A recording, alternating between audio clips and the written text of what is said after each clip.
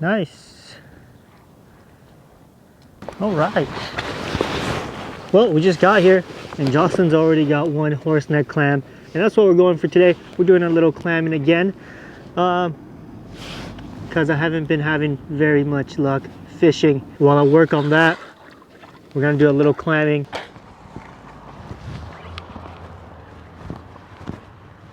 Look at how many clams are squirting right behind me.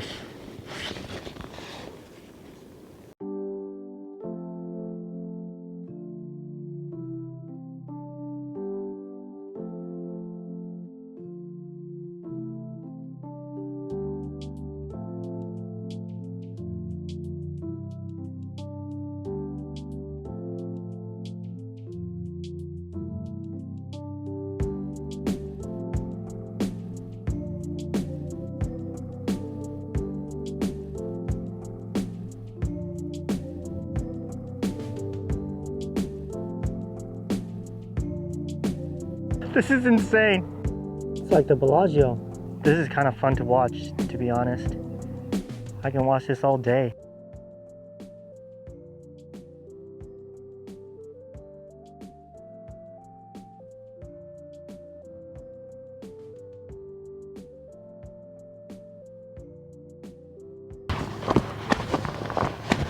There's some big old clams here. Whoa, that one is big. Watch this. Wow! Another one. Oh, got me in the face. I guess it's time to start digging.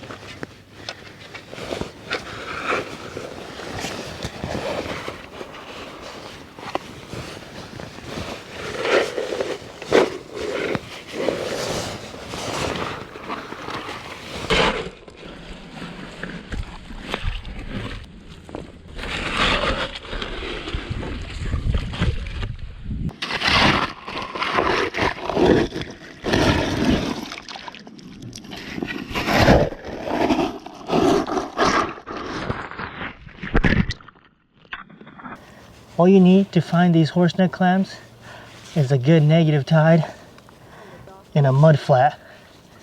So they're, and a Jocelyn. And they're mainly found in these estuary kind of areas or bays. So anywhere around there during a negative tide, wherever it's like super muddy, you'll see them. And whenever you see something squirt out of the water, it's probably a clam. And I got this clam right here. It's pretty big. It's nice. Here we go. There you go. That's a decent one. It's thick. And they're about a foot down in the mud. So they're sticking their siphons. Probably about 12 inches up. So they got a long siphon. Right now it's contracted, so it just retreats pretty much all the way into its shell. Just a little tip hanging out.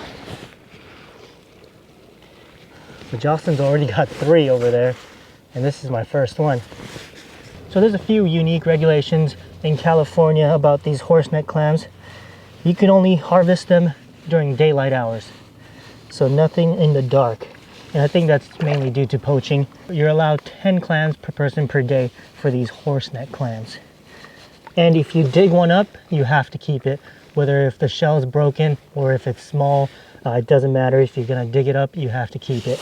But you should look at the size of the holes and you can tell if they're gonna be big or not. You know, if it's a small hole, then might as well just pass that one and find a bigger one. So in my experience, I've found that all these horseneck clams just go straight down. If you find a hole that you think there's gonna be a clam in there, and if the hole's kind of turning, then it's probably not a clam. It's probably something else, either ghost shrimp or other worms, or something else. And you guys know what's up. After you dig up those clams, gotta fill your hole. Fill your hole. Fill your hole. And I'm gonna move on. See, that hole is about a size of a quarter, so that's a good sized clam right there. And it's not a perfectly circular shape, sort of an oval shape. You can kind of see that there. And that's the clam. Oh, jeez.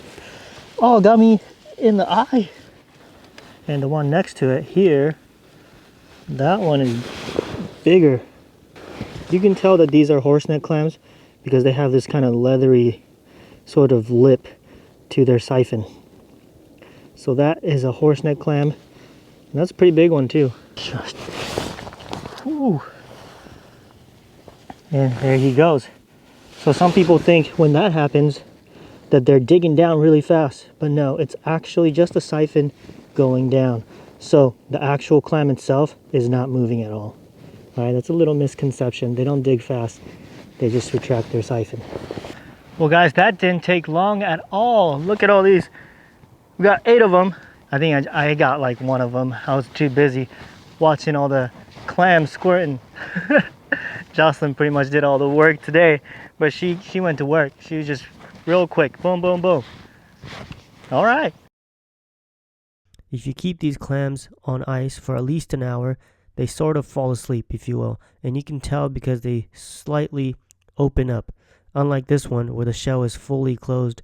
So what you can do is, after they've fallen asleep, by the way, this is completely for culinary gain. I just want to make that clear. Take note, the siphon here is only 2 inches. You can actually stretch it out because they have the potential to be much longer, and when you do that, you actually get a lot more meat out of it.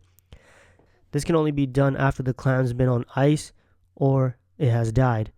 And a warning, just don't pull too hard or else it can rip, and we don't want that.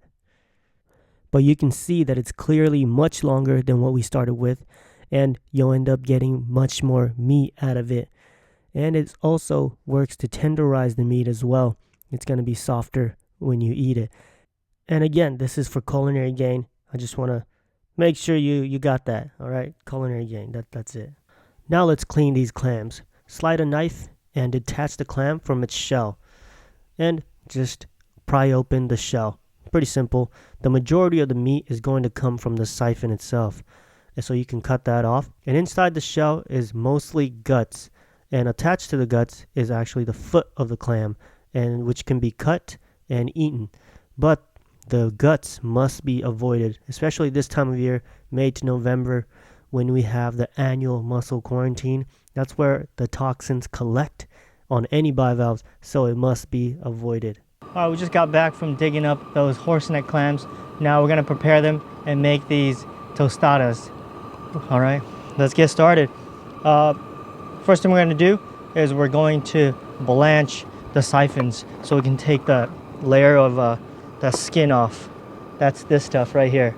Okay, so let's start with that. I got the water going already. All right, now I'm going to drop the siphons in. It's only going to be in there for about 15 seconds. Now pull it out and straight into the ice bath. Really easy to take off this skin of the siphon. What you got to do is blanch it, and then you can just peel it right off. Cut the tip off, and the rest is good. And we're gonna butterfly this open because there's gonna be some sand in there still.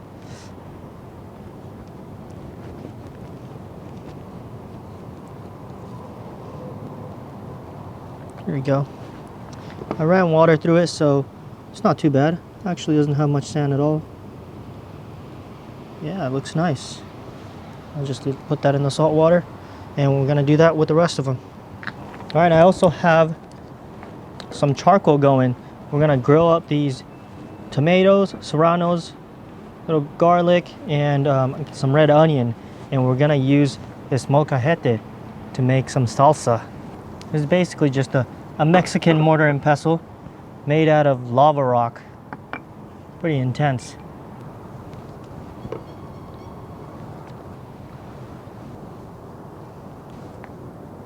All right, let's make our salsa.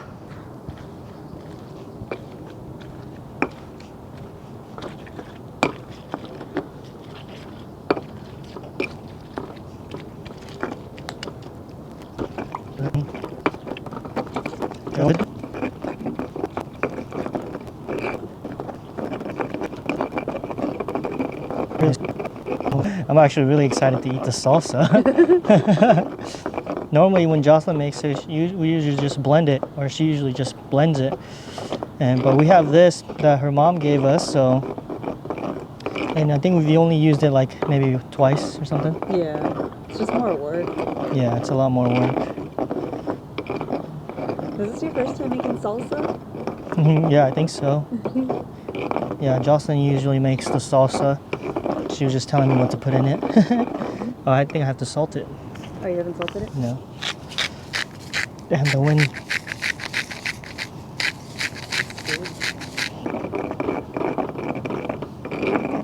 All right, here's a thick one that didn't. This one got long, so it got thinner, and this one stayed short, contracted, so it's much thicker, and it's actually much more firm. Like it's kind of like if you're flexing, that's what it feels like, and this one's kind of just relaxed and limp. So when you eat it, actually, there's a lot of difference. Here, let me test one. All right, this was the limp one, the long one, really soft. And the other one, the contracted one, it's a little more tough, a little more chewy, but still really good. These type of clams, the horseneck clams, these big ones, even though it's quarantine for most bivalves right now, you can still eat these because we're not eating the guts of the clam. So you have to make sure to discard the guts 100%. Cannot eat that right now, or else you can possibly, you can get sick or even die. Difference being that when you eat mussels and the smaller clams, you are eating the whole thing, so you're eating the guts and everything. So that's why the mussels right now you can't eat at all, right? Because when you eat mussels, you eat the whole thing, so you're eating the guts and everything. These ones we can take the guts out because they're much bigger, and the meat itself is not going to get you sick. It's what's in the guts, it's going to get you sick. All right, so keep that in mind. Don't eat mussels right now. Mussels are in quarantine from May 1st to October 31st. So right now we're in that time frame, but we can still eat these horseneck clams. Clams are edible raw, just like oysters are, but you have to make sure that they're saltwater clams. Only saltwater clams are edible raw. Jocelyn made some pico de gallo earlier, so I'm gonna use that for one of them and salsa for the other one. I'm just gonna lay the pico de gallo right on the bottom here.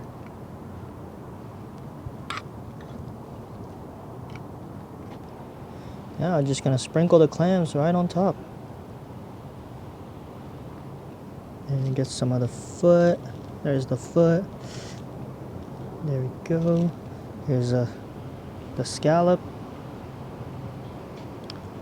The adductor muscle. This is probably one of the best parts. So when we went to Mexico, to Ensenada, we had these amazing, delicious tostadas, and they had clam tostadas. It was like with salsa, and I think they put uni in it too, and I think in together with the salsa maybe. Yeah, there's a spot in Ensenada called, I think it's called La Guerrerense, something like that.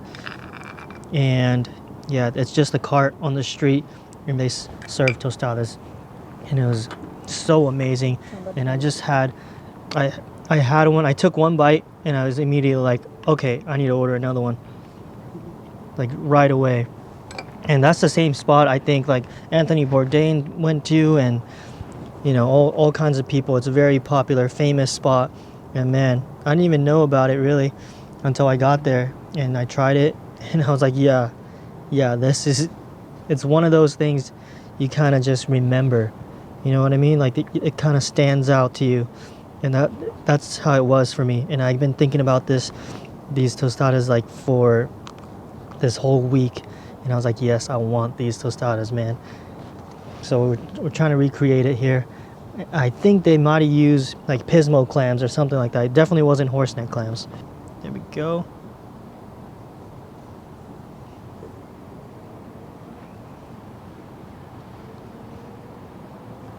All right, well, here is my take on the Mexican street tostadas. Man, I'm excited for these. Heck yeah, it's gonna be amazing. I know clamming, you know, you've seen, if you've been watching my channel, I've done clamming several times already, but I wanted to get some content out there because I've been trying to catch salmon and I haven't had any luck yet. So instead of not posting this week, I figured, you know, I'll go do a little clamming since there was a good low tide, so I can get some kind of content for you guys at least. And this, I think, is perfect right now because I've been craving this. I've been thinking about this a lot. All right, ready to eat? Let's eat. It was a good day.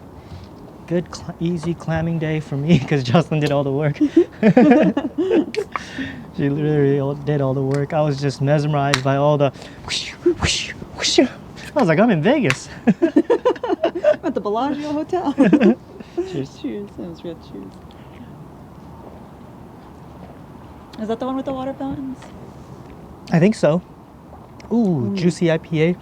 Black Loop. Ooh, this is good. I think this is...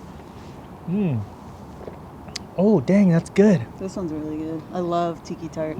Shout out to Mike's Tackle Box. He actually gave me this. We had a little beer exchange. That's good. Ooh, I'm ready for this. I gotta eat the salsa one first. Alright, I'll try the salsa one first.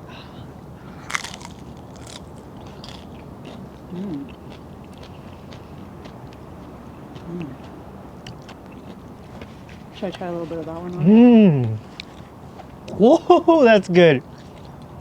That's a good, nice, perfect spicy level. Yeah. Let's add a little more. They put like a sweet spicy sauce on top too. Yeah, let's try it. We got this little pineapple salsa, so we'll try it with that too.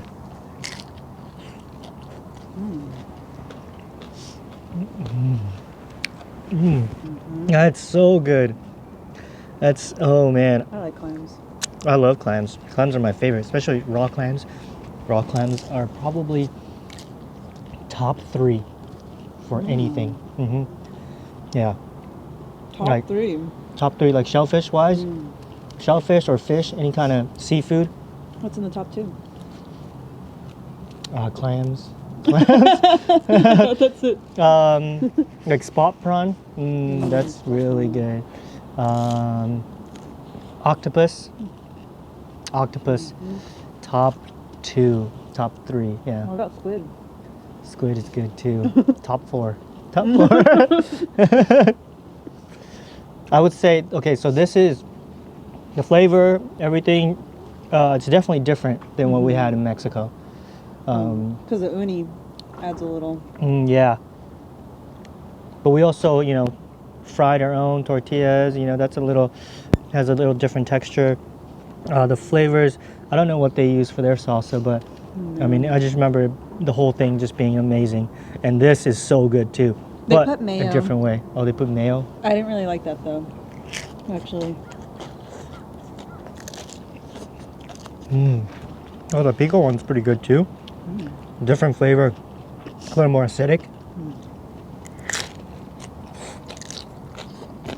The texture of the clams goes so well with the crunch of the tortillas and then kind of that chewiness of the clams, the freshness, and then that really, really delicious flavor of the clams. Clams have, like, I think pound for pound, the most flavor out of anything almost. The pico de gallo that you made is so good too. I think that's one of the best pico de gallo you made. Oh, Simple, you did it real quick, but it's really good. That was good. Oh man, I can't wait to do shrimp or spot prawn. I know we haven't had any shrimp on Outdoor Chef Life yet. That's like one of the seafood that, yeah. I mean, we can't get too much of it around here.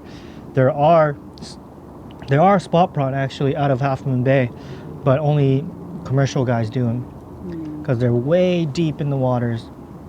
So if I want to do it, I gotta go probably up to Alaska. Washington, they do it too, but I don't know, it was kind of confusing, the laws up there. There's only open like for 3 days a month or something, so it was just kind of confusing. But if any of you go spot prawning, let me know because I would love to come. We were so close to going. To Washington, yeah. Yeah. Well, also we were planning Alaska. Mm-hmm. We were looking into flights, and then COVID-19 happened. Anyways, well, thank you guys for watching as always. Appreciate you always for watching. Thank you so much. We'll see you guys next time. Peace. All right, back to digging. Back to digging. You gonna go back to the climbing grounds? Yeah. I know you were just working in the background and I was just hanging out because I was just wondering, like, why are these just squirting? There's Like, a lot. it was constant. It was pew, pew, pew, pew, pew. I was like just mesmerized.